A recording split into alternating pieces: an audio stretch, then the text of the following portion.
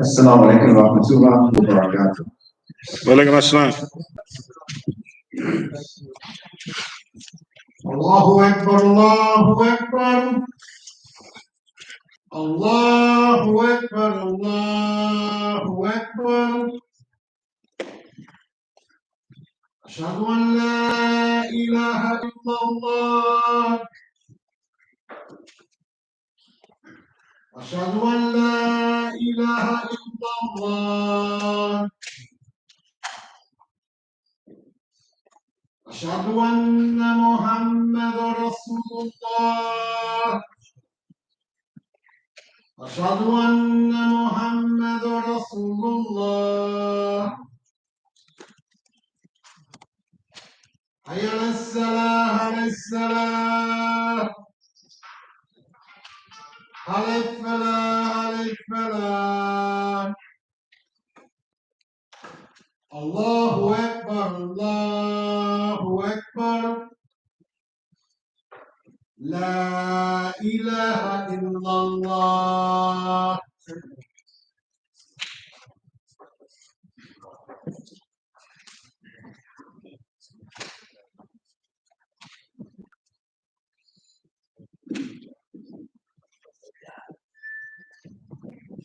Bismillahir Rahmanir Rahim. Alhamdulillah. Alhamdulillah nahmaduhu wa nasta'inuhu wa nastaghfiruhu wa na'udhu billahi min sayyiati a'malina wa ashhadu an la ilaha illallah wahdahu la sharika lahu wa ashhadu anna Muhammadan abduhu wa rasuluhu. أعوذ بالله من الشيطان الرجيم. بسم الله الرحمن الرحيم. Brothers and sisters, I ask each and every Friday, before the beginning of the Khutbah, that we make dua.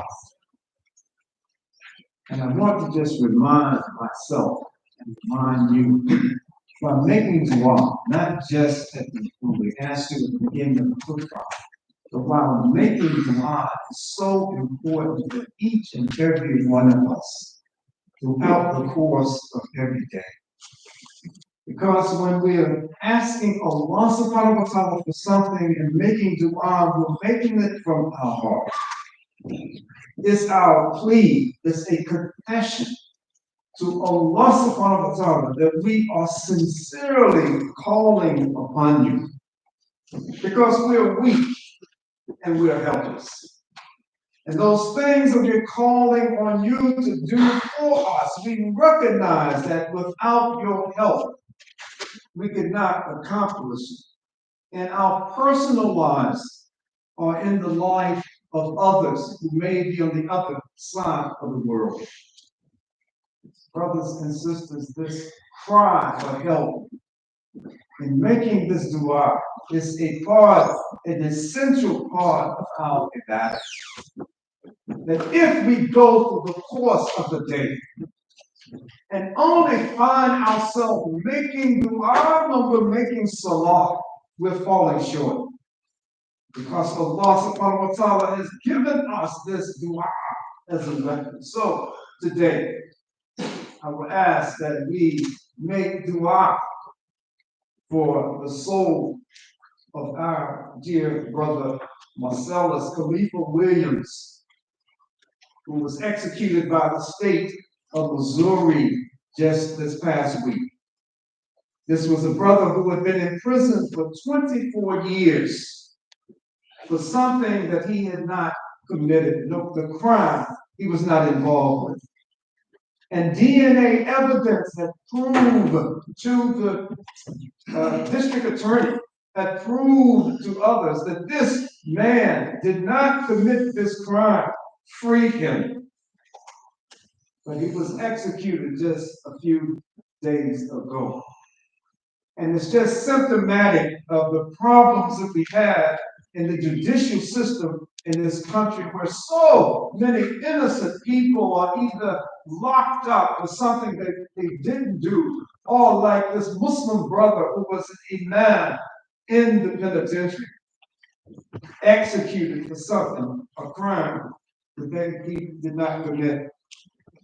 You know, in the process in the state of Missouri, they give the opportunity for those who are executed to write down what's the last statement that you want people to remember you by. What do you want them to hear, to read, to see? What your last words were. And the brother wrote down just one line, a simple line on this long sheet, this 8.5 by 11-inch piece of paper. And he wrote down, Alhamdulillahi ala kulli hal. That all praise is due to Allah in every circumstance. This is a brother who was about minutes away from being executed, and this is what he writes down. That praise be to Allah subhanahu wa ta'ala in all situations, in all circumstances. So make dua that Allah subhanahu wa ta'ala receive his soul, grant him Jannah, forgive him any shortcomings that he may have committed. Brothers and sisters, remember our brothers and sisters in Gaza continue to be bombed. Remember our brothers and sisters in the West Bank, occupied West Bank in Philistine. Remember our brothers and sisters in Lebanon, that because of this state of Israel now extending its bombing and torture of Muslim people, and now going into Lebanon, physically going in and bombing the people, the Muslims of Lebanon.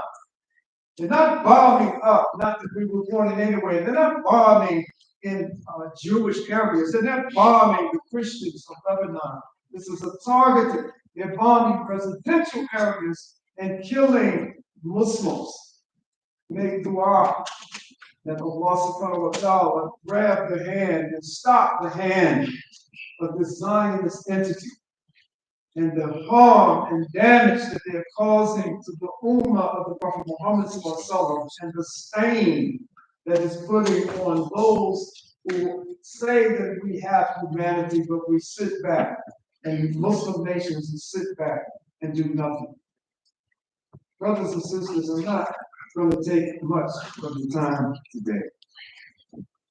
But I want to talk to you about something that no matter where you are from, no matter what country you are from, no matter what part of the United States you may have grown up in, no matter what school you may have gone to in this country, particularly in the public schools and grade schools and high schools sometimes, that there's something that each and every one of us, regardless of where we're from, we have recited something that the nation has as we want you to make this kind of pledge of allegiance.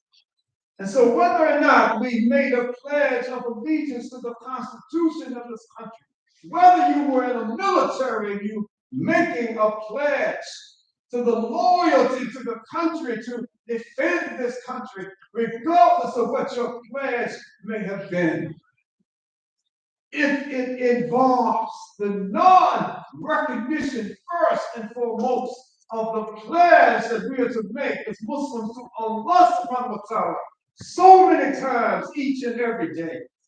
Every time we're hearing the adhan and reciting that call of the adhan, every time you're listening to the iqamah, you are reciting the pledge that is unique to us as Muslims. It's a pledge that Allah subhanahu wa ta'ala would have us make. It's a pledge that determines how we conduct our affairs if we just remind ourselves of this pledge to Allah subhanahu wa ta'ala. And what we're saying in Salah, what we are saying when we hear the adhan and all of these things, then and only then will we find ourselves acting and being reminded of acting in ways that are pleasing to Allah subhanahu wa ta'ala.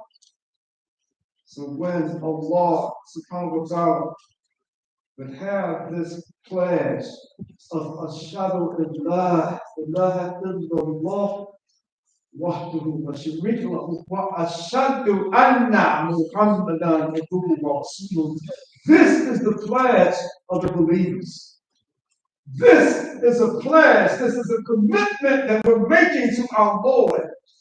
And regardless of the circumstances that we find ourselves in, we're not giving more loyalty or commitment above and beyond, or contradicting what we're required to do as believers in Allah subhanahu wa ta'ala and bearing witness. We're pledging every time we're making salah. We're giving a pledge of allegiance to Allah subhanahu wa ta'ala. And then sometimes we ask ourselves, we wonder, I've been asking Allah for this, and I've been asking Allah for that. I need help in this area, but we're giving heart allegiance. We could be giving heart allegiance to other than Allah subhanahu wa ta'ala. And yet we expect the full return for Allah subhanahu wa ta'ala to answer our du'as right then and right now. When in fact we are living our lives with divided allegiances.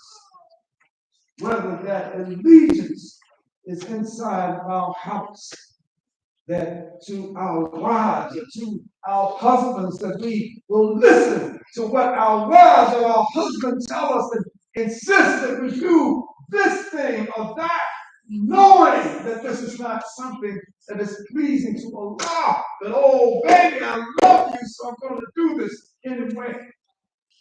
We're volunteered. We know a handful whose names have survived all the way up to this 21st century. We know the names of a few who were Hanif. They were only believing in Allah subhanahu wa ta'ala. They were not believing in all of these idols and worshiping false things that they were making with their hands, like the majority of the people. And so the Prophet Muhammad sallallahu was started at a loyalty deficit, because the environment where he was teaching people and calling people to worship only Allah subhanahu wa ta'ala was steeped totally in this shirk, the worship of others than Allah subhanahu wa ta'ala. But yet, after a period of 13 years, Allah subhanahu wa ta'ala rewarded the efforts of the Prophet Muhammad sallallahu and the believers would just go a few hundred miles, a couple hundred miles, and establish a state. It's going to be based on La ilaha illallah Muhammad Rasulullah. So, brothers and sisters, when we ask Allah subhanahu wa ta'ala for help, how much have we searched inside of our hearts and asked ourselves, what am I giving loyalty and allegiance to? Is it the state in which I live?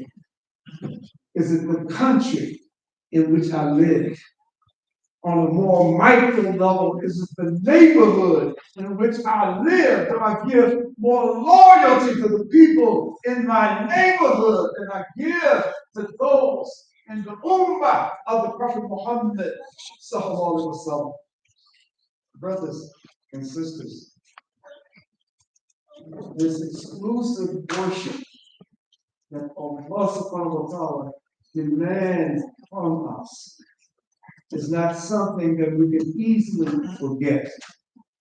Just go to a masjid and listen to the adhan and remind yourself of what that adhan is calling us to do.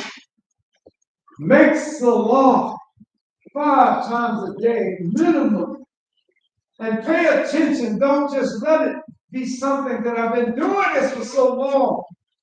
I'm not paying attention to what I'm saying. I'm not asking myself, what am I asking Allah subhanahu wa ta'ala to do? What am I saying in my salah? That it's just something that I've been doing for so long. I know I do it 5 times a day, so I just run in, make wudu, say a few words, and then I'm off again. And then we wonder why Allah subhanahu wa ta'ala, and even if we're doing everything to perfection, Allah subhanahu wa ta'ala answers our du'as in His own time. So I'm not trying to equate the time that it takes for Allah subhanahu wa ta'ala to answer our dua without sincerity, because it's not a one-to-one comparison. But if you and I are not taking the time to listen to what we're saying out of our mouths, listen to what the Mu'adhan is saying, and recognizing that this is a commitment to Allah Ta'ala, that this is an expression that we're making, that this is my pledge of allegiance, that I'm pledging allegiance to Allah subhanahu wa ta'ala, and I'm pledging allegiance to the sunnah of the one who perfected this practice, the Prophet Muhammad sallallahu alaihi wasallam.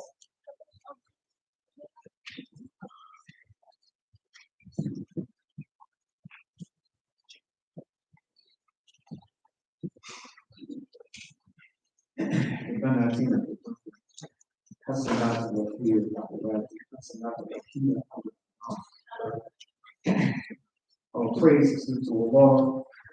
We praise Him and seek His assistance against the evils of our minds and against the unsuccessfulness of our actions. Whomsoever Allah guides, no one can lead astray. And whoever Allah allows to go astray as a result of his or her own actions, no one can guide. O Allah, help those who help the religion of Muhammad, and make us those, O Allah, who support those who try to disgrace the religion of Muhammad, and do not make us offend. Brothers and sisters, one of the summations, there are ayahs in the Quran, there are surahs in the Quran, that if we just isolate these ayahs, isolate these short surahs, it will become a guide for us to help us understand the necessity of only worship of Allah subhanahu wa ta'ala, pledging allegiance only to Allah subhanahu wa ta'ala, and evaluating whatever else we do through that prism. And one of these short ayahs in the Quran is an ayah that we recite often, that we read it often. And it reads, Salatul,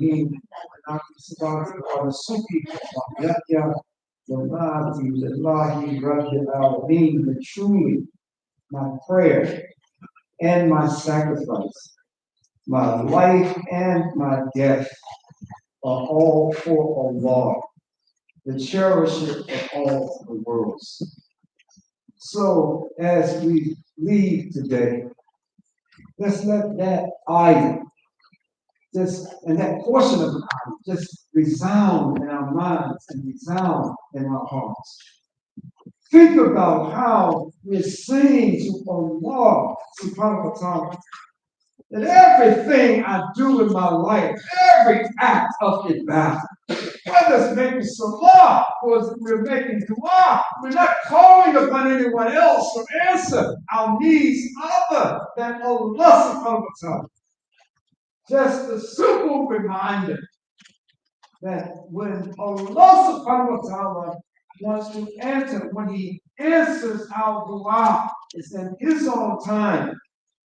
And Allah subhanahu wa ta'ala listens to the du'as of the believers.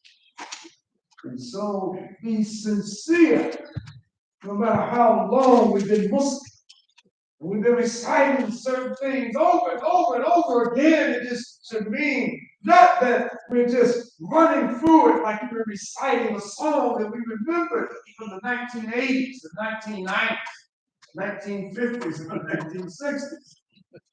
That we should have, the more we recite this Quran, the more we learn the prophetic hadith of the Prophet Muhammad, it should serve constantly as a guide for us to just remind us of this most important pledge of allegiance, that those who truly believe that we're saying it so many times a day, we're hearing it so many times a day. Brothers and sisters, you and I are not careful. This is an extreme example, because I know no one here is doing any of the things that I'm just going to reference.